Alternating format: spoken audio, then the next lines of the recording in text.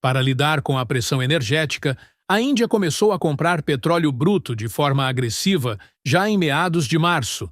Até 3 de abril, um petroleiro iraniano transportando 600 mil barris de petróleo bruto estava a caminho do porto de Vadinar, em Gujarat, na Índia.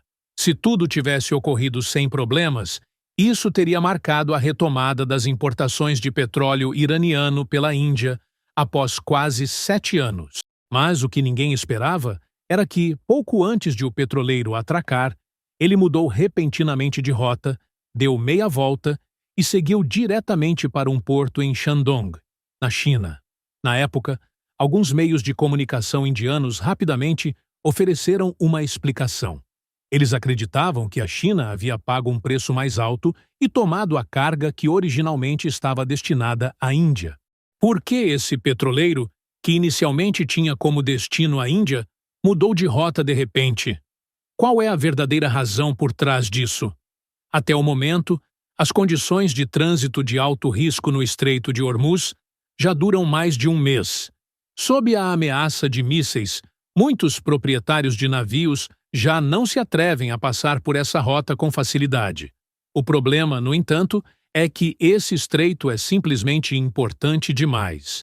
Ele transporta cerca de 20% de todo o petróleo do mundo e aproximadamente 30% do comércio global de petróleo bruto, transportado por via marítima. Com a interrupção do transporte, o número de petroleiros que passam pelo estreito caiu mais de 65% e, como resultado, os preços do petróleo bruto vêm subindo de forma constante.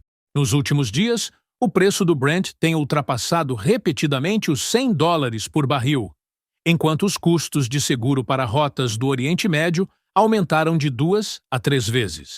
Mas, nessa onda de impacto, os países mais afetados são os da Ásia.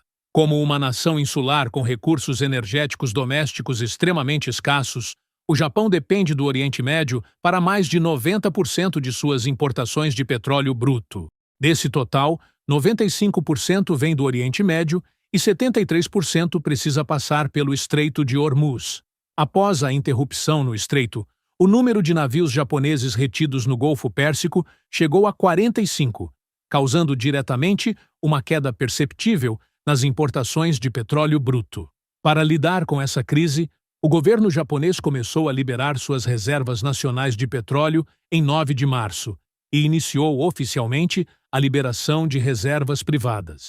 No entanto, o problema é que o Japão não impôs restrições ao consumo de gasolina e diesel. Com base no ritmo atual de consumo, o país pode se sustentar por, no máximo, cerca de 137 dias.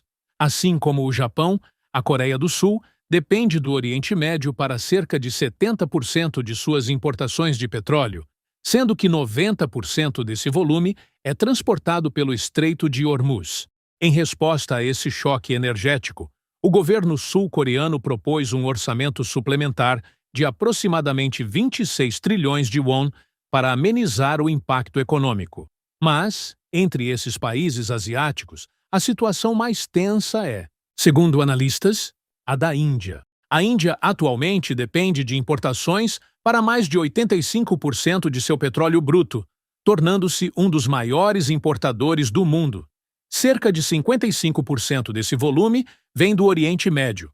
Sua dependência de gás natural é ainda maior, com quase 80% sendo importado da região. E praticamente tudo precisa passar pelo Estreito de Hormuz. Portanto, quando o estreito é afetado, as importações de petróleo e gás da Índia são praticamente interrompidas em um curto período de tempo.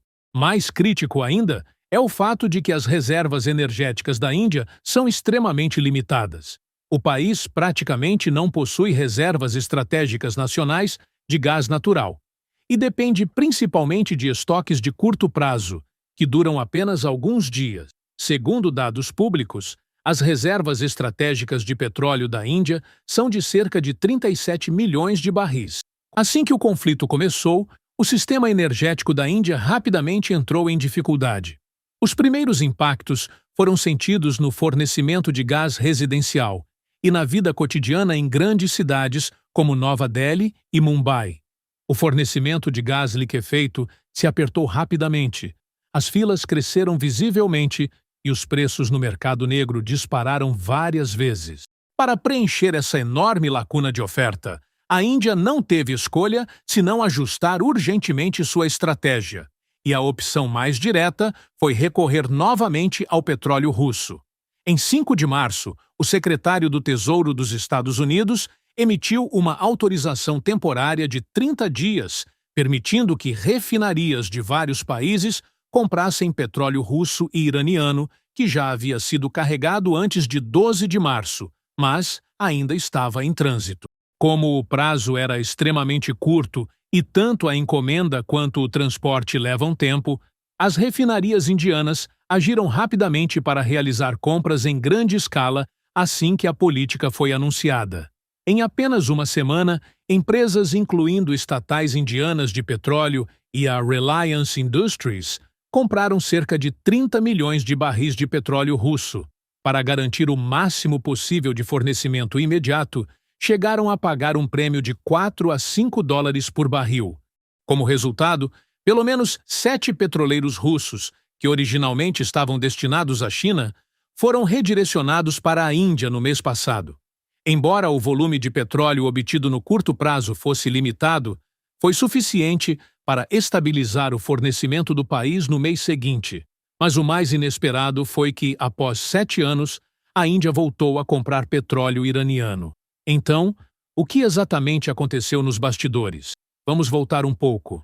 Em 2018, a administração Trump anunciou sua retirada do acordo nuclear com o Irã e, em seguida, restabeleceu sanções abrangentes contra o país, com os setores de energia e financeiro sendo os mais afetados.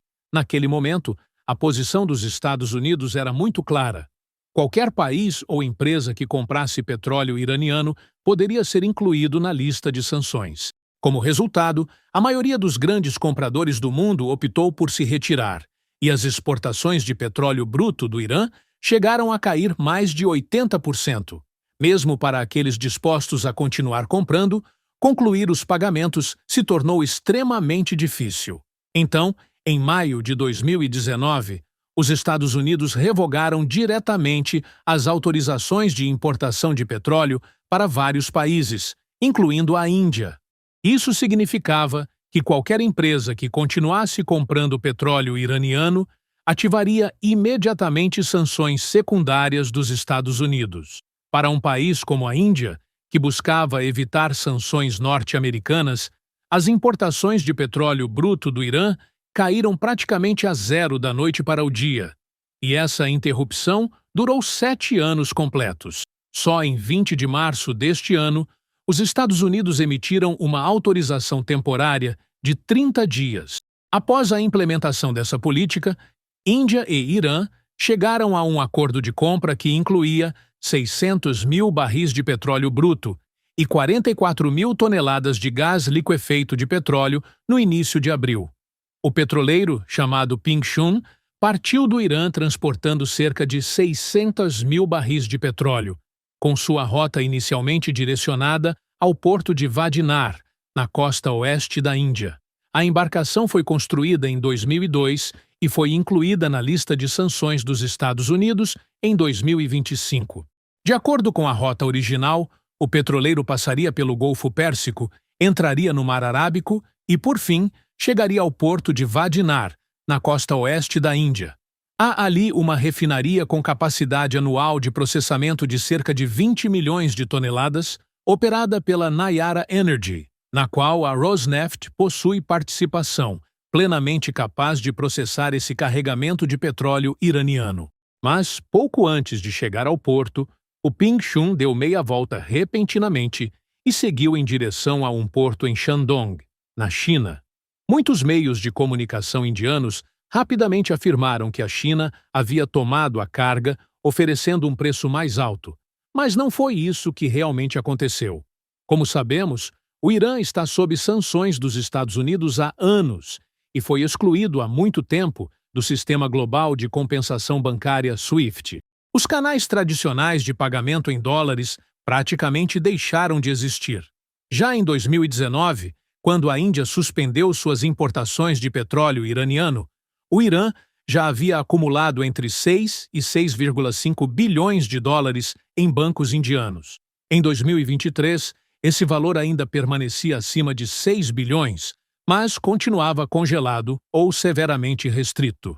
Isso significa que o Irã já havia vendido petróleo à Índia, mas nunca recebeu integralmente o pagamento. No passado, quando a Índia comprava petróleo iraniano, os pagamentos ainda podiam ser realizados por meio de um banco turco, utilizando o euro como intermediário para a liquidação. Mas agora esse caminho também deixou de ser viável.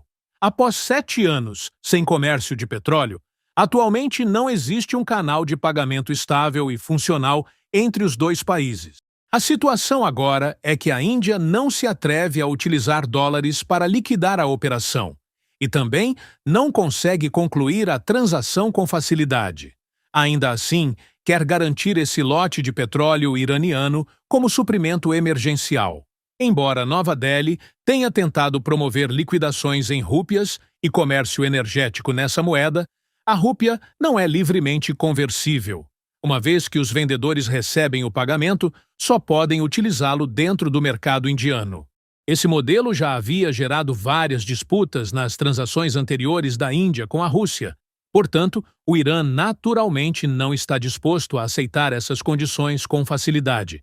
Afinal, vender petróleo e receber dinheiro, que só pode ser usado para comprar produtos indianos, não é um bom negócio. Como resultado, essa transação de petróleo foi diretamente cancelada. As condições do Irã também eram muito claras: pagamento antecipado ou liquidação em dinheiro no curto prazo. Mas o problema é que as empresas indianas temem acionar sanções secundárias dos Estados Unidos, e ninguém quer ser o primeiro a assumir esse risco. Enquanto isso, o prazo da autorização temporária estava prestes a expirar em 19 de abril. O petroleiro ficou circulando próximo ao porto indiano, mas o acordo nunca foi concluído. Sem um entendimento, não teve alternativa senão dar meia volta e seguir para um porto na China. Na verdade, este não é um caso isolado. A Índia já enfrentou problemas semelhantes de pagamento no comércio internacional de energia. Entre 2022 e 2024, o país importou grandes volumes de carvão russo para geração de energia e uso industrial. Mas, em algumas transações, também ocorreram atrasos nos pagamentos. As razões eram basicamente as mesmas: canais de pagamento restritos e disputas sobre as moedas de liquidação. Alguns fornecedores russos chegaram a afirmar que, embora a carga já tivesse sido entregue, o ciclo de pagamento continuava sendo estendido e até se tornava incerto. Dessa perspectiva, é uma decisão racional do Irã não arriscar entregar esse carregamento de petróleo à Índia. Em comparação, é provável que o Irã prefira vender seu petróleo para a China. Por quê? Desde o início do conflito, em 28 de fevereiro, o Irã já enviou pelo menos 11,7 milhões de barris de petróleo bruto para a China, através do Estreito de Hormuz. A China, há muito tempo, é um dos compradores mais estáveis do petróleo iraniano, e ambos já desenvolveram um mecanismo de liquidação relativamente maduro.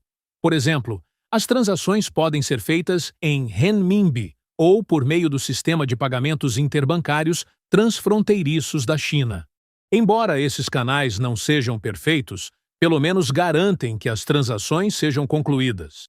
Anteriormente, os Estados Unidos tentaram impedir que petróleo de países como Rússia e Venezuela entrasse no mercado global.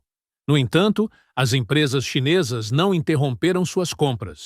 Por isso, simplesmente não precisam seguir as regras impostas pelos Estados Unidos, nem temem possíveis sanções ou retaliações norte-americanas. Esperamos que você tenha gostado do vídeo. Se sim, nos ajudaria muito se deixasse um comentário, pois o algoritmo do YouTube valoriza isso e recomenda nossos vídeos para mais pessoas. Não se esqueça de deixar o like, ativar o sininho e assim receberá uma notificação quando lançarmos o próximo vídeo. Nos vemos lá.